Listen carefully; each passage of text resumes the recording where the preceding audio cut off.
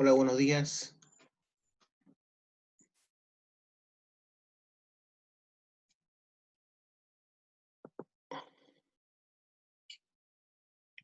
Vamos a seguir viendo la materia.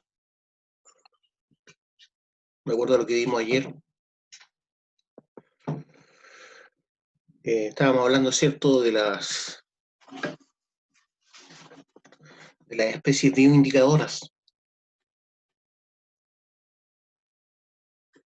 Les decía que habían especies, ¿cierto?, especialmente que viven en las aguas, que dado ciertos contaminantes, por ejemplo, los coliformes fecales, se encuentran. Entonces, nos servían como bioindicadores, ya que sus márgenes de vida, sus límites, ¿cierto?, de algunos factores abióticos son bien estrechos, o sea, tienen una valencia estrecha. Y eso lo hacía especialmente útiles como bioindicadores. Entonces ahí tenemos algunos macroinvertebrados que nos sirven como bioindicadores, que viven en las aguas contaminadas. Entonces, cuando hay exceso de...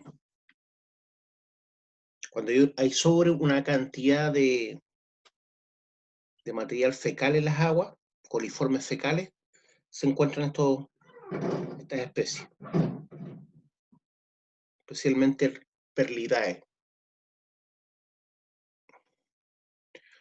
Cuando hay mucho nitrato en las aguas, nos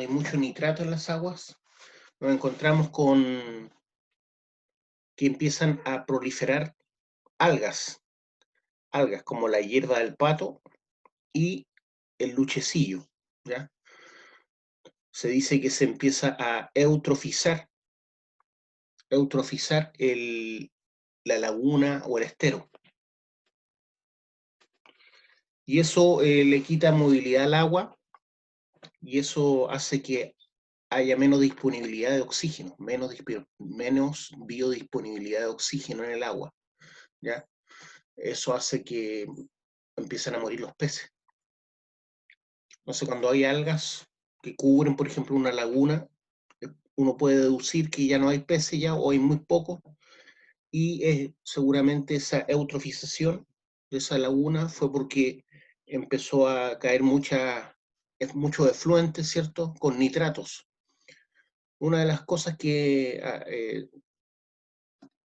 de alguna forma agregan nitratos al agua son, por ejemplo, que tengamos vacas cerca que pastan y producto de las aguas de escorrentía, la lluvia, ¿cierto?, parte de su material fecal se vaya a esa laguna o a ese estero.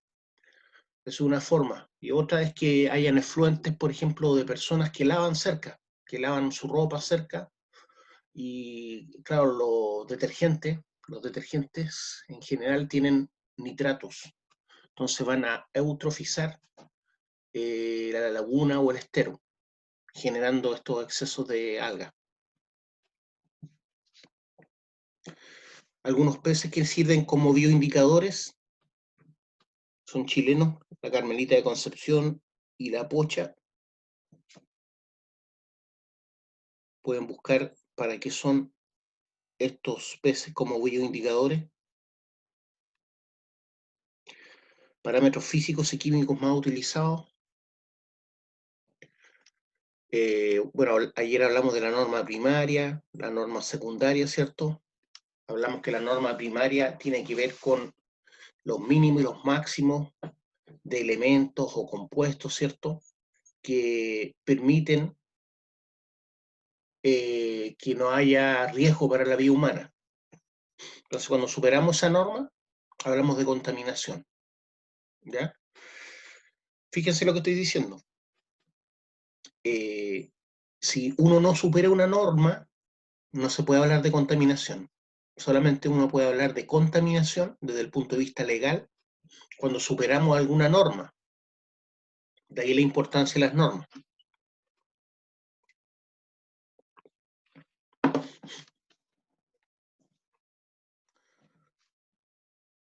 Y la norma secundaria es semejante a la anterior con la diferencia que es menos estricta, ¿ya?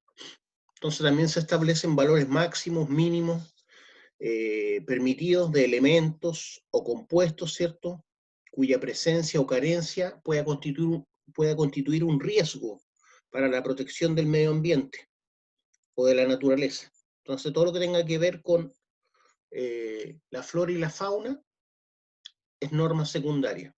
Norma primaria va dirigida es más estricta en general y va dirigida a lo que pueda dañar al hombre, ¿ya? Al ser humano. Como les decía, cualquier valor máximo o mínimo, ¿cierto? Porque hay valores que se pueden establecer como máximo, otros como mínimo, dependiendo de los elementos, los compuestos que estemos hablando.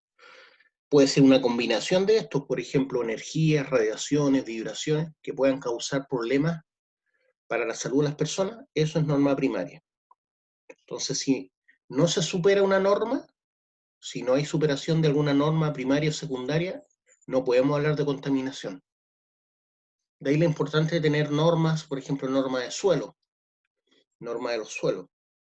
Pero como no tenemos normas de suelo nosotros en Chile aún, utilizamos otras normas, la norma española, la norma de la Comunidad Europea, ¿cierto? Que ya han hecho esa pega.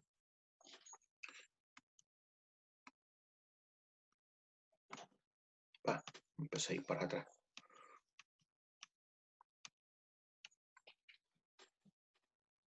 Les dije que no teníamos normas secundarias para la calidad del aire, ni menos para el suelo. Se está trabajando en ello.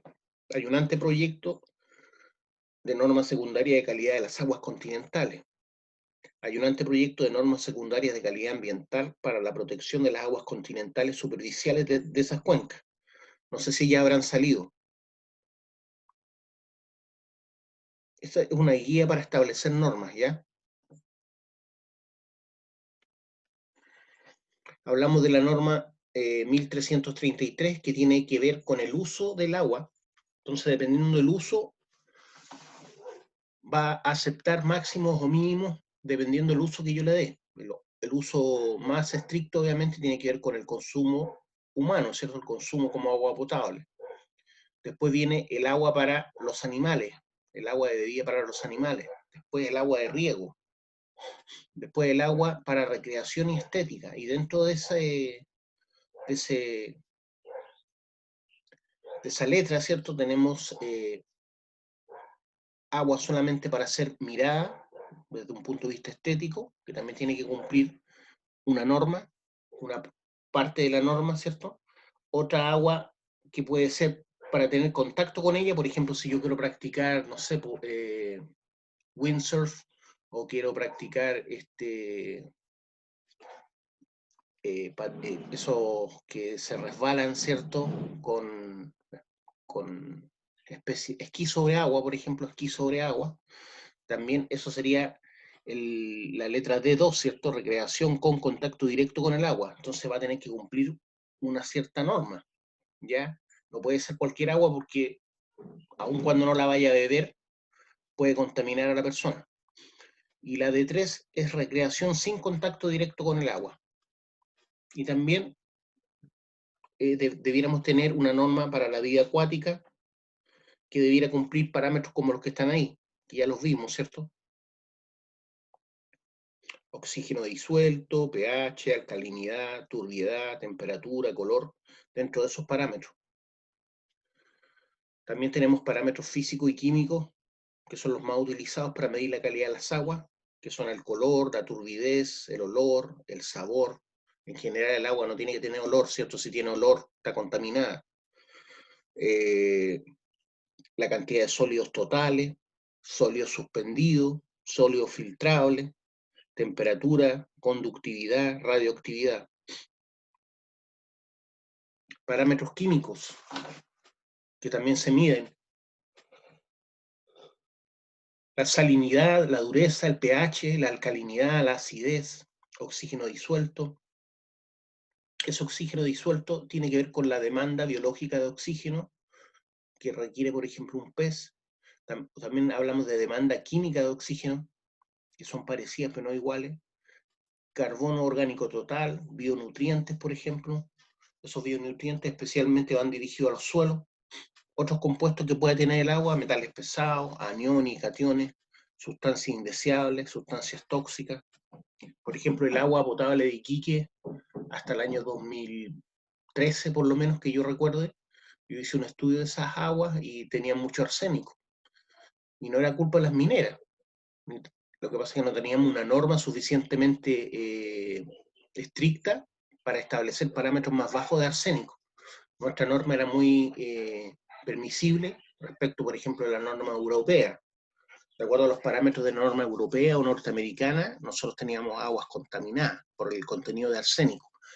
¿Ya? Pero de acuerdo a la norma que nosotros usábamos, que era una norma de agua para uso humano, no estaba contaminada el agua. Entonces, nuestra norma en ese sentido era muy permisiva. Ahora, ese arsénico que venía en el agua no es que sea producto que las mineras echan arsénico en las aguas, no es por eso. Es porque la misma geología, ¿cierto?, de la zona hace que haya mucho arsénico en las aguas que finalmente son naturales y vienen por aguas subterráneas, ¿cierto?, que pasan por estratos con mineralización o cruzan vetas y así se van contaminando, entre comillas, ¿cierto? Contaminando para nosotros.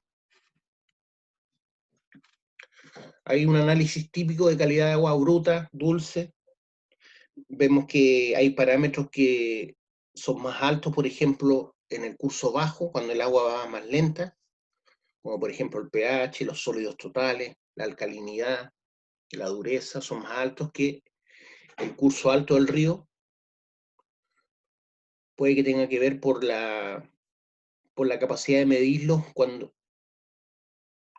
porque se tienden a acumular porque hay más, ¿cómo se dice?, efluentes externos que van llegando al río cuando ya está en un curso más bajo, ¿cierto?, acercándose al mar. Lo mismo para los acuíferos calizos, que son aguas subterráneas en roca caliza, y los acuíferos de arena o arcilla, que son acuíferos o aguas subterráneas retenidas en arena o arcilla, saturadas. Esas aguas son aguas que saturan la arena o la arcilla, ¿ya? Entonces hay distintos parámetros, como ven ahí, sólidos totales, alcalinidad, dureza, color. Eso es lo que estábamos viendo y empezamos a ver respecto de lo que es contaminación. Ahora vamos a ver otro PPT.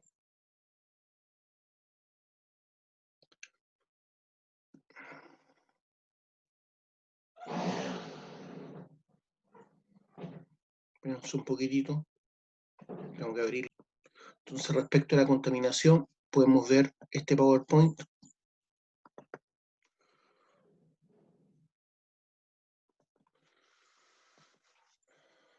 La contaminación ambiental, ¿ya?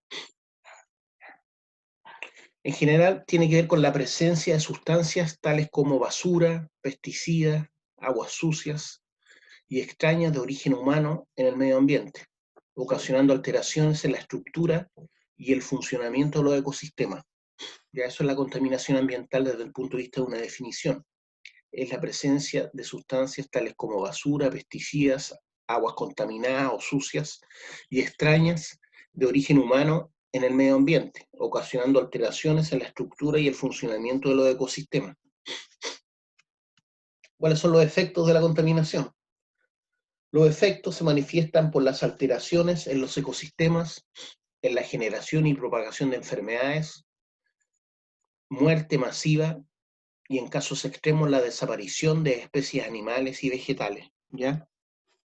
Entonces la contaminación puede provocar enfermedades, puede provocar muerte de muchas especies. Por ejemplo, a veces vemos que se producen varamientos, ¿cierto?, de muchos peces en la playa, seguramente por una contaminación. Hay que averiguar quién produjo esa contaminación. No se puede llegar y acusar a alguien, aunque tengamos sospechas. Hay que tener pruebas. Ya nuestra ley no permite acusar a nadie sin pruebas.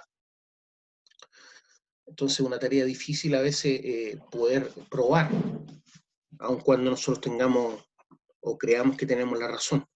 Por ejemplo, en un río,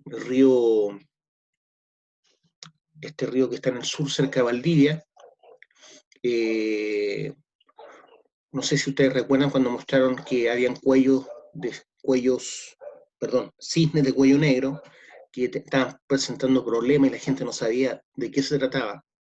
Todo le echaba la culpa a una celulosa que estaba cerca del río Cisnes, en el sur. Esto fue hace como 5 años atrás, más o menos. Y los cisnes de cuello negro, uno los veía y es como que estaban teniendo convulsiones, pero no es llegar y culpar a la celulosa. Uno tiene que demostrar que realmente que ellos hicieron algo como para que los cisnes estén muriendo o estén siendo afectados por algo. Entonces hubo que hacer autopsias, ¿cierto? Fue bien complejo el encontrar pruebas que realmente fuera la celulosa. No se encontraba ningún contaminante. Finalmente se demostró que estos viejos tiraban aguas muy cálidas a sobre 3 grados, ¿cierto? Al río Cisnes, lo que provocaba un alza de la temperatura del río en un sector donde se producían unas algas que era el único alimento por el cual vivían ahí los cisnes de cuello negro.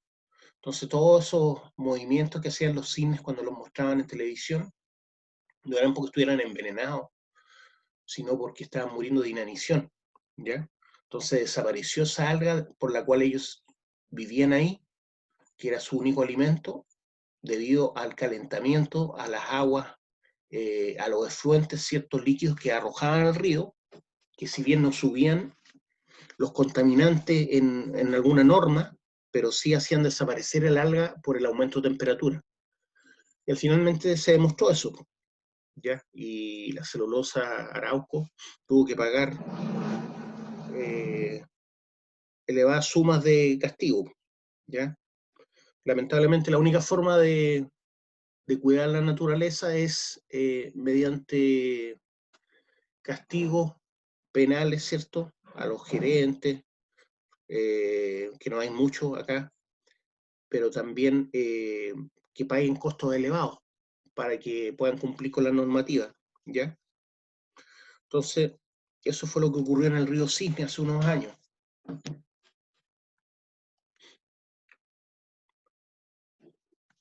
¿Qué más tenemos?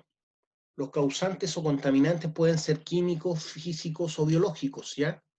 También pueden ser biológicos. Por ejemplo, cuando arrojaron toneladas de peces muertos al interior del mar y se sospecha que eso pudo haber causado, ¿cierto?, el aumento de algún tipo de alga, como por ejemplo la marea roja, ¿ya?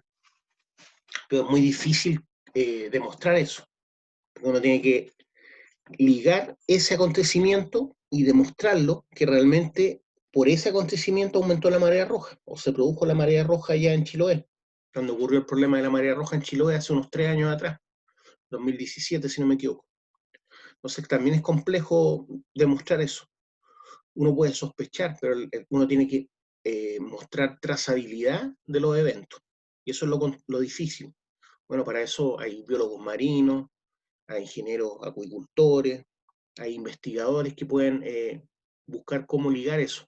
Pero la idea es que sea real, pues, no sea inventado. Entonces los causantes o contaminantes pueden ser químicos, físicos o biológicos de origen orgánico, ¿cierto? Pueden ser especies introducidas que finalmente terminen contaminando desde el punto de vista que hagan desaparecer ciertas especies, y también se puede hablar de contaminación, ¿ya?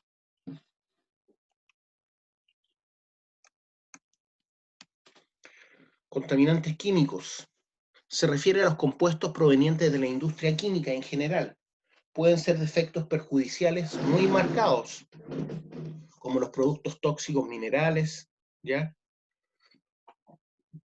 Compuestos de hierro, cobre, zinc, mercurio, plomo. Por ejemplo, ahí tenemos metales pesados, todos los que hemos nombrado, hierro, cobre, zinc, mercurio, plomo. Estos contaminantes pueden llegar a los suelos, pueden llegar a las aguas, pueden llegar a la atmósfera, ¿ya? Antes nosotros ocupábamos petróleo y benzina con plomo, entonces ese plomo quedaba en el ambiente y uno lo respiraba. Hoy en día está prohibido vender, por lo menos de acuerdo a nuestra norma acá en Chile, benzina con plomo. Ya la benzina no tiene plomo. El querosén, por ejemplo, cuando se combustiona, genera muchos tóxicos contaminantes. Entonces, por eso es importante, si tenemos estufa de parafina, estar constantemente teniendo entrada de aire limpio, ¿ya? Porque la combustión se genera con el aire, con el oxígeno que tenemos en nuestra pieza, ¿cierto? En nuestra casa. Si no abro, voy a no solo desaparecer el oxígeno que para mí es necesario para la vida, sino que también voy a concentrar contaminantes tóxicos en el aire que estoy respirando en la pieza o en la casa, ¿ya? Entonces, ojo con eso. Entonces pueden ser efectos perjudiciales muy marcados, como los productos tóxicos minerales, ya que son los metales pesados. Esos metales pesados pueden salir al aire, contaminante atmosférico, ¿cierto? Pueden ir a los suelos o pueden ir a las aguas. Contaminantes físicos. ¿Cuáles son esos? Perturbaciones como la radioactividad es un contaminante físico, ¿ya? La radiación, el calor, por ejemplo, la radiación ultravioleta, el calor, el ruido, efectos mecánicos como ondas sísmicas, ¿cierto? Vibraciones. Todos esos son contaminantes físicos. Pero recuerden que no puedo hablar de contaminación si no hay alguna norma que me diga cuál es el nivel máximo permisible o el nivel mínimo, si es que se requiere un nivel mínimo. Los contaminantes biológicos. Bueno, por ejemplo, las curtiembres generan muchos residuos orgánicos que son contaminantes. Los hospitales, ¿cierto?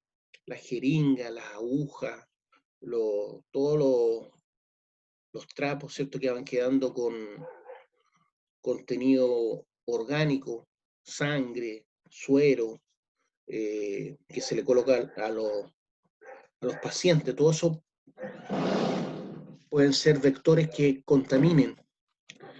Los laboratorios, ¿cierto? También producen muchos contaminantes químicos de origen biológico. Recolección de basura.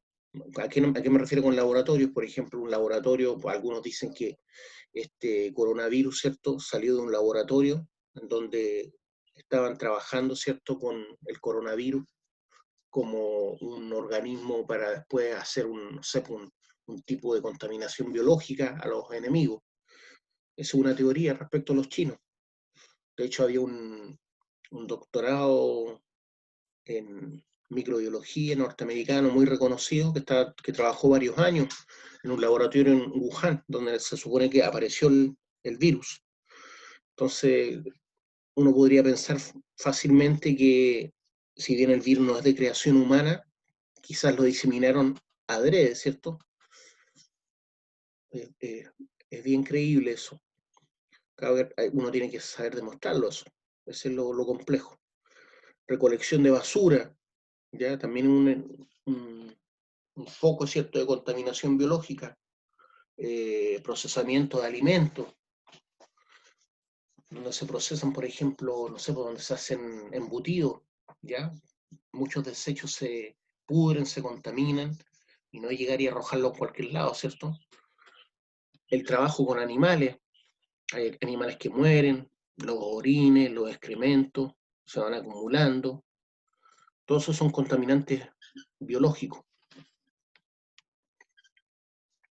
También podemos recordar el caso había un AgroSuper, si no me equivoco, no, AgroSuper, no recuerdo bien si era AgroSuper o no, pero tenían un criadero de chancho en Freirina, cerca de Huasco, y imagínense tener 100.000 chanchos en un terreno muy pequeño, que generan orinas y heces, los purines se llaman la caca de los chanchos, los purines, pero el purine produce una hediondez como la nuestra prácticamente, porque acuérdense que los chanchos son omnívoros, o sea, comen vegetales y cosas de carne.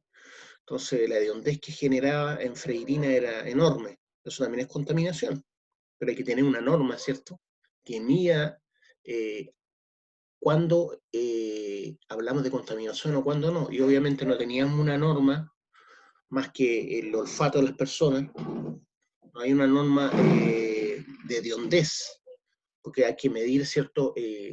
Por ejemplo, parámetros que tienen que ver con los purines. Yo recuerdo, no hay una norma todavía para eso. Entonces, los contaminantes biológicos son los desechos orgánicos que al descomponerse, ¿cierto?, fermentan y causan contaminación. Por ejemplo, las aguas que uno pone, no sé si ustedes han tenido la experiencia de tener floreros con flores en la casa, y al poco tiempo se siente una hediondez a pudredumbre. Claro, y ahí uno recuerda que las plantas, las flores, ¿cierto?, son seres vivos, que también se pudren y provocan ese olor. Entonces, por mucho que sean plantas, la descomposición de las plantas, de los vegetales, también provoca una hediondez tanto o más que la putrefacción animal. A este grupo pertenecen los excrementos, la sangre, los desechos de fábricas de cerveza, ¿cierto?, de papel, acerrín de la industria forestal, desagües, etc. Todo esto puede provocar contaminación biológica. Formas de contaminación. Se manifiesta de distintas maneras la contaminación. Ahí vemos que hay tuberías que están arrojando efluentes líquidos, ¿cierto?, a un estero aparentemente. ¿Cómo mido si eso está contaminando? Entonces, se supone que tiene que haber una norma con un máximo o un mínimo de elementos que tienen que venir en ese efluente líquido, o de temperatura. No puede superar 3 grados más que el agua del estero. Entonces hay que medir ahí, a la salida de la tubería. La contaminación del aire, suelo, agua, de los alimentos, por ejemplo. Formas de contaminación: la contaminación del aire, agua, suelo, de los alimentos, etc. Todos esos son tipos de contaminación. Por ejemplo, cuando se rompe la cadena de frío al trasladar alimentos que se producen lejos y se van a consumir o vender a gran distancia de donde se producen. Entonces hay que mantener una cadena de frío, si no, empieza el proceso de putrefacción, ¿cierto? La contaminación del aire. Se produce por los humos de los vehículos e industrias, ¿cierto? Ya les hablé yo de los humos de caletones, no sé si les hablé, pero se ha visto que la nube de caletones, si uno le hace un seguimiento satelital, entra a Santiago, a la cuenca de Santiago, ¿ya?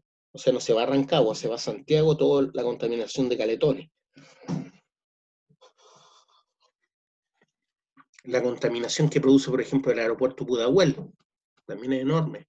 Estamos hablando de 200 despegues cuando no hay pandemia, ¿cierto? Hay alrededor de 200 despegues al día. Y en los primeros 5 minutos que el despegue, ¿cierto?, es cuando más consume combustible un avión. Estamos hablando de 2.000 litros de queroseno por despegue. 2.000 litros de queroseno en los primeros 5 minutos. 200 aviones. Y todo eso va quedando en la cuenca de Santiago junto con la nube de caletones. Entonces, echarle la culpa a los vehículos no catalíticos, obviamente no son ellos, pero como no pueden parar el aeropuerto ni caletones, buscan detener lo que se puede detener, que es la gente que anda en vehículos no catalíticos o catalíticos, que hoy en día también hay que restringir. Además que los vehículos al moverse, ¿cierto?, por las calles van levantando material particulado, que muchas veces es más dañino que los propios humos, ¿ya? Se produce por los humos, vehículos e industrias, aerosoles, polvo, ¿viste? Polvo. Y el más finito es el que más daño produce. El que está bajo 2,5 micras, el más contaminante. Antes hablaba del de 10 micras, pero el de 2,5 es más contaminante aún. Lo mismo en la minería. El polvo más pequeño es el que llega finalmente hasta los alvéolos pulmonares y va produciendo esa cementación no deseada y va quitándole flexibilidad a los pulmones hasta que la persona ya no puede respirar, que es la silicosis.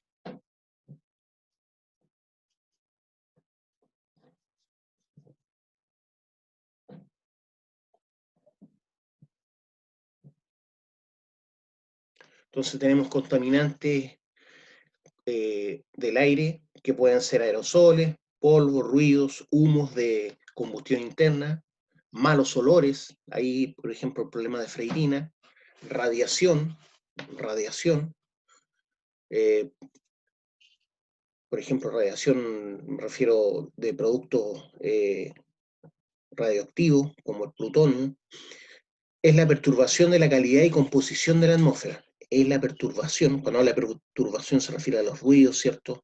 A las vibraciones, es la perturbación de la calidad y composición de la atmósfera. Por ejemplo, cuando se realizan tronaduras muy cerca de zonas urbanas, producen vibraciones y ruidos que son contaminantes. Hay normas para eso, sí, para las vibraciones máximas permitidas, ¿ah? O la velocidad de partícula máxima permitida. Que puede aceptar, ¿cierto?, una ciudad cercana o un pueblo cercano a donde están haciendo tronadura. Eso generalmente hay problemas cuando se hace tronadura cerca de las ciudades, por ejemplo, demolición de edificios o estructuras con explosivos, o por ejemplo estamos haciendo caminos que van por cerros, donde hay que hacer cortes mediante perforación y tronadura, y están cerca de pueblos. Eso pueden provocar incluso proyección de material particulado, ¿cierto?, que pueda llegar como esquirlas a las zonas habitadas por el ser humano. Entonces, la perturbación de la calidad y composición de la atmósfera, cuando hablamos de perturbación hablamos de ruidos o vibraciones, ¿cierto? Entonces, es la perturbación de la calidad y composición de la atmósfera por sustancias extrañas. ¿A qué? A su constitución normal. Siempre se compara a la línea de base, siempre va a ser la constitución normal de las aguas, la constitución normal de la atmósfera, la constitución normal de los suelos. Cualquier cosa extraña que supere alguna norma, vamos a hablar de contaminación.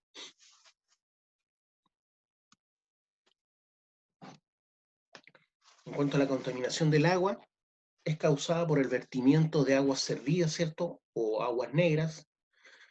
Cuando hablamos de aguas servidas pueden ser aguas grises o aguas negras. Las aguas grises son las aguas de lavado, ya de la ducha, del lavado de ropa. En general esas aguas, por ejemplo, no es problema usarlas para el riego. Incluso por sus nitratos que tienen, por los detergentes que se usan, ayudan a que crezcan las plantas, ¿ya? No estamos arrojándolas a un río, estamos arrojándolas a los suelos.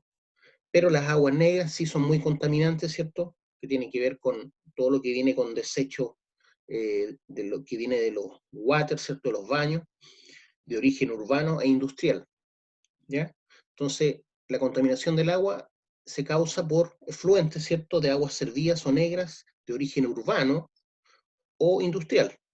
De relaves mineros, por ejemplo, de relaves mineros obviamente son muy contaminantes, de petróleo, de abonos, por ejemplo, lo que les decía yo, cuando uno abona la tierra con nitratos, por ejemplo, o el guano, que también sirve de abono, que se va acumulando en las tierras donde pastan las vacas, pero después producto de las lluvias o de los esteros que corren cerca, esos materiales son arrastrados a las aguas. Entonces ahí se produce la contaminación, ¿cierto? Se nitrifica el agua y hace que se produzca una eutrofización y crezcan muchas algas, matando a los peces. A eso se refiere con abonos. Pesticidas también, los pesticidas que son arrojados, ¿cierto? Por aviones o por gente que con aspersores, ¿cierto? Le echa a las plantas, los árboles, para evitar que se contaminen con hongos o algún tipo de plaga. Eso también contamina las aguas. Obviamente también contamina a las personas, pero estamos hablando de la contaminación del agua. Detergentes y otros productos también pueden llegar a contaminar las aguas, ¿ya? Estamos hablando de la contaminación de las aguas. ¿Por qué? Porque eutrofizan finalmente las aguas por el exceso de nitratos que genera el detergente, que entrega el detergente, y eso finalmente tiende a ahogar o a acabar con el oxígeno que necesitan, por ejemplo, los peces, la fauna de los peces que viven en ese río o en esa laguna, y mueren. Y una vez que mueren, ¿cierto?, salen a flote y más se contamina el agua todavía. Hay un ejemplo, ¿cierto?, del daño que provocan los efluentes sobre los ríos, por ejemplo. Eso ocurría en Santiago, en el río Mapocho, por ejemplo, con el canal San Carlos y otros ríos, perdón, otros canales que contaminaban. El canal San Carlos, por ejemplo, era asquerosamente hediondo, y otros canales llegaban todos al Mapocho. Hoy en día, ahora se tratan estas aguas antes de arrojarlas porque hay normas, ¿ya? Entonces el río Mapocho hoy en día es mucho menos contaminado que hace 20 años atrás. La contaminación del suelo es causada por los pesticidas también, por abonos sintéticos, hidrocarburos, ¿cierto? Y sus derivados, las basuras, relaves, etcétera. Habla de basura, relaves mineros, también los botaderos mineros van contaminando por lixiviación, por percolación, van ingresando esos contaminantes a los suelos, ¿ya? Las aguas ácidas que vienen de la mina también contaminan los suelos. Incluso pueden llegar todos estos contaminantes a las napas subterráneas y contaminar el agua que más abajo necesita la gente, las comunidades, para regar sus plantas o para uso humano. Y la gente, claro, cree que está sacando agua limpia o que está sacando su agua de pozo, que siempre ha sido limpia, pero no sabe que aguas arriba, ¿cierto?, están arrojando basura, o hay por ejemplo, estos lugares donde se deposita la basura, un botadero y de basura doméstica, ¿cierto? Y eso percola y llega a las napas subterráneas. Entonces, todas esas son formas de contaminación de suelo. Hay un botadero, ¿cierto? Pero un botadero que no es autorizado, porque también hay mucho. La gente, claro, se lleva la basura y va a botarla a un terreno despoblado, que no está cercado. Por eso es importante que esos terrenos, si tienen dueños, estén cercados, porque eso también provoca contaminación, porque ahí va a llover y esas aguas obviamente van a contaminar los suelos, pero también pueden llegar hasta las napas subterráneas y contaminar las aguas que, aguas abajo, utiliza alguna comunidad. Entonces, dentro de lo que es contaminación o lo que produce más contaminación en el ambiente minero, son los tranques de relave, por un lado, pueden contaminar suelos, pueden contaminar aguas, pueden contaminar la atmósfera a través del viento. Otro pasivo ambiental minero, así se llaman, pasivos ambientales mineros, los elementos que son riesgosos, ¿cierto?, para el medio ambiente y el hombre, son los pasivos ambientales mineros. Uno de ellos son los tranques de relave. Otros son los botaderos donde yo voy desechando el estéril de una mina.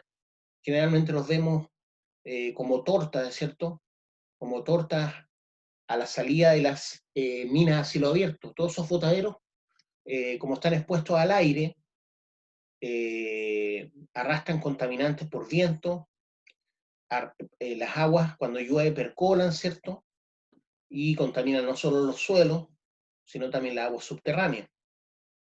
Y también otro elemento contaminante importante como pasivo ambiental minero son las escorias de fundición. Las escorias de fundición que van quedando, por ejemplo, todos los que han pasado por Ventana, ¿cierto? Por la fundición Ventana, que ahora es de Codelco, afuera, cruzando la carretera, uno ve un montón de cerros de material negro, feo. Esa es la escoria, pero la escoria no es inerte, ¿cierto? No es algo inocuo. Tiene metales pesados, ¿ya? Tiene un polvillo con metales pesados. Es una especie de roca, ¿cierto? Amorfa, con metales pesados, que cuando llueve, cuando hay viento, esos contaminantes van pasando a la atmósfera, a los suelos y finalmente al agua subterránea, ¿ya? Incluso hay un humedal que está ahí mismo, enfrente de Ventana, que supone estar protegido por las leyes nuestras, pero el botadero llega hasta la orilla mismo, ese botadero de escoria llega hasta la orilla mismo de su humedal. Y otro pasivo ambiental minero, ya he nombrado tres, otro pasivo ambiental minero importante son los ripios, que se llaman ripios de lixiviación. Cuando yo hago pilas de lixiviación, ¿cierto? Y las tengo durante un mes ahí con solución ácida para que vaya sacando, arrastrando lo que me interesa, que es el cobre. Después queda ese material, esa pila estéril de cobre, estéril entre comillas, ¿cierto? Estéril entre comillas de cobre, pero tiene otros metales pesados que quedan ahí. Entonces los ripios de lixiviación son los ripios de lixiviación, todos los restos, ¿ah?, que son sacados con rotopalas en las grandes mineras, pero en general quedan ahí. Lo que pasa es que los sacan para desecharlos en otro lado, para poder seguir colocando pilas, para seguir lixiviando, pero esos restos quedan en la superficie. todo ese material que estamos hablando, los tanques de relave, la escoria, los botaderos, y finalmente lo que les dije, los ripios de lixiviación, son pasivos ambientales mineros que no tendrían por qué estar en la superficie, ya expuestos al aire y a la lluvia. Esos estaban bajo tierra, no contaminaban. Yo los saqué y los dejé expuestos a los elementos, ¿cierto? Como el aire, como la oxidación atmosférica, ¿cierto? Por el aire, y como la oxidación por agua lluvia o neblina, que finalmente eso va arrastrando esos contaminantes, ¿cierto? Por percolación a los suelos y finalmente al agua subterránea. La contaminación de los alimentos. Ahí tenemos una naranja, ¿cierto? Con moho. Eso es súper contaminante, ¿eh? Ojo con eso. Cuando uno ve que tiene un poco de moho, la naranja, a veces uno le corta el pedacito y sigue comiéndola. Pero no, es más vale desecharlo ya, porque cuando uno corta, uno cree que está cortando todo, pero la contaminación es interna. Ojo con eso. La contaminación de los alimentos consiste en la presencia en los alimentos de sustancias riesgosas o tóxicas para la salud de los consumidores. El moho es un hongo, pero ese hongo es contaminante, pues no es bueno, ¿ya? Acuérdense que hay hongos buenos y hongos malos. Entonces, de ahí la necesidad de conocer realmente bien los hongos buenos. No es llegar y recolectar hongos en el campo, ¿ya? O en el bosque. Muchos han muerto por creer que saben de hongos y finalmente se los comen, y los tóxicos que tienen los hongos venenosos son terribles, ¿ya? Entonces, la contaminación de los alimentos consiste en la presencia en los alimentos de sustancias riesgosas o tóxicas para la salud, y es ocasionada durante la producción. La manipulación o el transporte, la industrialización y el consumo. Todo eso puede contaminar los alimentos, ¿ya? La producción, la manipulación, el transporte, la industrialización y el consumo. Bueno, es muy fácil contaminar por manipulación en los alimentos, ¿cierto? De ahí la importancia que una persona que trabaja en un casino, ¿cierto? Que trabaja vendiendo alimentos, debiera tener su boca tapada siempre. Por ejemplo, si yo estoy comprando papas fritas o empanadas de queso en algún local, la persona debiera estar con guantes, ¿cierto? De látex, debiera estar con un tapaboca, como los que estamos utilizando ahora. ¿Por qué? Porque la persona estornuda, se rasca el pelo, se rasca otras partes y después toma la empanada, el completo, y esos contaminantes te los llevas tú a la boca, ¿ya? Y no es nada que sea asqueroso aparentemente, sino lo peor es que te puede enfermar. Por eso también es tan importante consumir las carnes bien cocidas, porque si la vaca, por ejemplo, estaba enferma, tenía algún tipo, o no fue vacunada con para sacar los parásitos, que las vacas, los chanchos generan parásitos, ¿cierto? Si no están con sus vacunas, las cabras también tienen que estar con sus vacunas, o si no, el queso que compre de una producción de cabras que no están vacunadas va a ser contaminante, me puede matar. La triquinosis, por ejemplo, de los chanchos, ¿ya? Por eso, en general, no es tan bueno comer carne de chancho, ¿ya? Porque provoca muchas enfermedades la carne cuando no está bien cocida. De ahí la importancia de cocerla bien, porque aun cuando pueda venir de un matadero clandestino o de vacas o chanchos que no fueron vacunados, si la cueces bien, ¿cierto? Si la coces bien, no te va a provocar ningún daño porque mataste las bacterias, ¿cierto? O los parásitos que puedan enfermarte. Pero si estáis comiendo carne cruda, o carne como comen los gringos, que es roja, que se ve cocida por fuera y roja por dentro, pues hay gente que le gusta así la carne, tienes altas probabilidades de enfermarte. La contaminación agrícola. La contaminación agrícola, también hay contaminación acá, con los mismos pesticidas, ¿cierto? Por eso es tan importante lavar los elementos bien antes de consumirlos. ¿Con qué agua estoy regando esa producción agrícola? Por ejemplo, antes se regaba, había mucha producción agrícola en Maipú. Acuérdense que yo tengo varios años ya más que ustedes. Entonces regaban con el agua del, ¿cómo se llama este canal? Bueno, no me acuerdo el nombre en este momento, pero un canal que era asqueroso, que cruzaba Santiago, con eso regaban, ¿ah? Y obviamente la gente, si no lavaba bien, no lavaba con agua y cloro las cosas, se enfermaba, le daba hepatitis, tifus, era muy común la tifoidea, el tifus, la hepatitis por contaminación bacterial, por contaminación de coliformes fecales, ¿ya? Hay muchas bacterias que son terriblemente dañinas si no lavo bien. Por ejemplo, las frutillas tienen que ser bien lavadas porque todo lo que nace a ras de suelo puede estar siendo regado con aguas contaminadas. De ahí la importancia, por ejemplo, cuando yo lavo las frutillas, de echarle un poquito de cloro para asegurar que realmente estoy matando todo lo malo que pueda tener. Eso no ocurre obviamente con la plantación, cuando se supone que compramos cosas orgánicas que están siendo regadas con agua de pozo, no debiera ocurrir eso, ¿ya? Pero uno nunca sabe, el papel aguanta mucho, puede decir producción orgánica, agua de pozo, pero quizás con qué lo están regando. Entonces la contaminación agrícola es originada por desechos sólidos, líquidos o gaseosos de las actividades agropecuarias. Pertenecen a este grupo, ¿cierto? Los plaguicidas, los fertilizantes. Los plaguicidas son para eliminar, ¿cierto? Plagas indeseadas que destruyen los alimentos. Los fertilizantes son para aumentar la producción, pero también son contaminantes. Los desechos de los establos, por ejemplo, a eso se refiere a las heces, a las orinas, ¿cierto? La erosión, el polvo, la erosión, el polvo del arado también es contaminante, el estiércol, los cadáveres y otros. Entonces hay muchos elementos que pueden contaminar la producción agrícola. El polvo de arado, el estiércol, los cadáveres y otros. La contaminación, también existe la contaminación visual. Hay mucha gente que vive, por ejemplo, en Illapel, en Andacollo, en Copiapó, y al frente de ellos tienen un tranque de relave. Eso es contaminación visual, ¿cierto? Y aparte, no solamente es contaminación visual, ¿cierto? Porque los vientos van generando que ese polvo, de hecho se han hecho estudios de la cantidad de polvo que hay en los techos de las casas de Copiapó con metales pesados, porque son elementos que son trasladados por los vientos, ¿cierto? Y si llegan a los techos de las casas, obviamente están siendo también absorbidas por las personas, están entrando a las casas, están siendo respirados. ¿Ah? Entonces tener un tranque relave o un botadero frente a tu casa no es agradable. Eso es contaminación visual.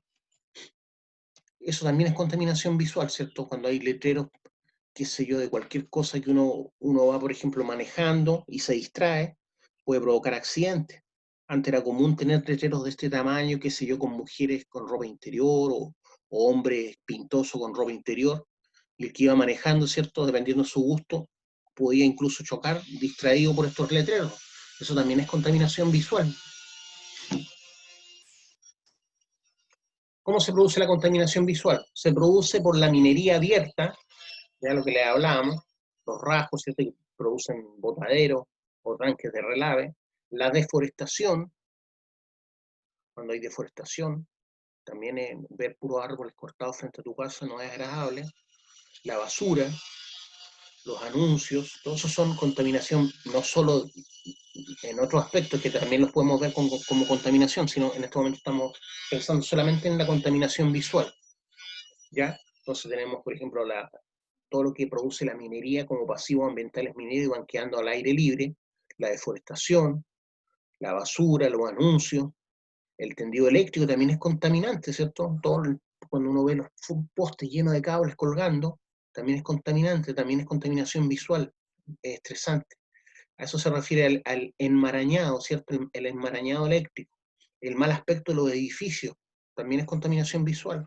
Cuando están todos rayados o con la pintura descascarada, eso también va contaminando al cerebro, lo va estresando. O en general al hombre le gusta vivir en lugares limpios y ordenados. Entonces todo lo que sea sucio y desordenado va a contaminar visualmente y va agregando, ¿cierto? Va agregando estrés a la vida ya estresante de la gente que vive en las ciudades. Los estilos y colores chocantes, por ejemplo, los estilos y los colores chocantes de algunas cosas también pueden contaminar. La proliferación de ambulantes, la proliferación, por ejemplo, uno va caminando o uno va, por ejemplo, quiere descansar un rato en el metrotren y se sube un viejo, se sube otro viejo a cantar, otro viejo a ofrecerte algo, eso también es contaminante, ¿cierto? Visualmente y de ruido.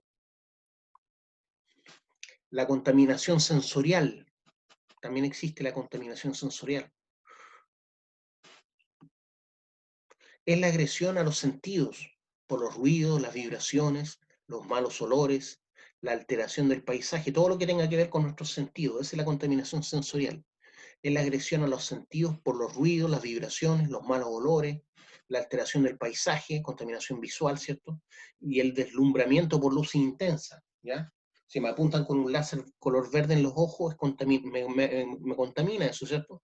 O con luces, por ejemplo, a veces tiene un vecino que tiene con luces potentes para evitar, por un tema de seguridad, tiene unas tremendas luces y cada vez que uno pasa se encienden. Eso también molesta, si tú vives al frente, ¿cierto? Entonces también ahí uno puede a entrar a conversar o a demandar al vecino si cada vez que pasa un viejo me ilumina mi casa, ¿ya? Entonces no puedo dormir bien, por ejemplo. O tengo letreros cerca de mi departamento que están toda la noche prendidos y se prenden y se apagan. Todo eso es contaminación, ¿cierto? Sensorial desde el punto de vista visual. ¿De dónde viene la contaminación atmosférica? Miren, hay varios valores. 49% es por leña, ya sobre todo en el sur. Bueno, en el sur es mucho más todavía. 49% por leña es la contaminación atmosférica. Porcentaje de emisiones de material particulado bajo 2,5 micrómetros. 2,5 micrómetros, que muchos le llaman micras, es lo más dañino que hay. ¿Qué es el PM2,5? Es el componente más pequeño del material particulado respirable, que es el que entra hasta el fondo, ¿cierto?, de los alveolos pulmonares. Está comprobado, ¿cierto?, que cuando hay más contaminación en la atmósfera, incide sobre la muerte en invierno, ¿ya? La gente tiende a tener menos defensas frente a las bacterias, a los virus, con el aire contaminado, ya sea por leña, por gases de efecto invernadero, por material particulado. Está comprobado que las grandes ciudades en invierno generan más muertos donde no hay contaminación, por ejemplo, por estos elementos. Entonces, podríamos decir que los gobiernos, los estados, asumen que cierta cantidad de gente va a morir en invierno. ¿Por qué? Porque por la contaminación que se permite, ¿cierto? Y como en otoño e invierno en Santiago, por ejemplo, no corre mucho viento, la contaminación es mayor. Por eso aumenta la restricción vehicular, para justamente evitar el material particulado, que es un problema grave ya el material particulado. También los gases de combustión generan material particulado, pero el principal es generado por el movimiento de los vehículos. Por eso uno ve ese material particulado cercano a la superficie, ¿cierto? Entonces, todo esto provoca contaminación atmosférica. 4% es generado por quemas agrícolas, ¿cierto? 49% por leña, 17% por vehículos, 8% por fuentes no puntuales, 17% industrial. No sé dónde estaría ahí puesto, no me queda claro si tienen incorporado o no, por ejemplo, el aeropuerto Pudahuel o el aeropuerto Arturo Merino. ¿Arturo Merino? Sí, no me acuerdo el nombre. Entonces el material particulado bajo 2,5 micrómetros es el más dañino.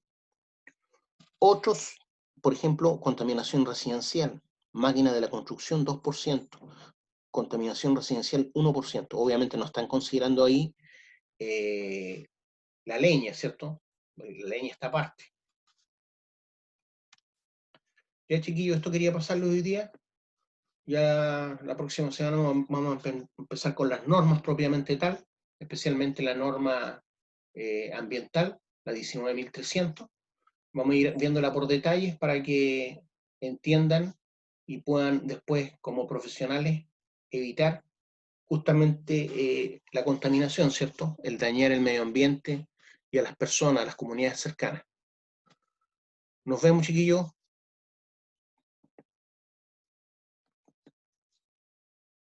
Chao.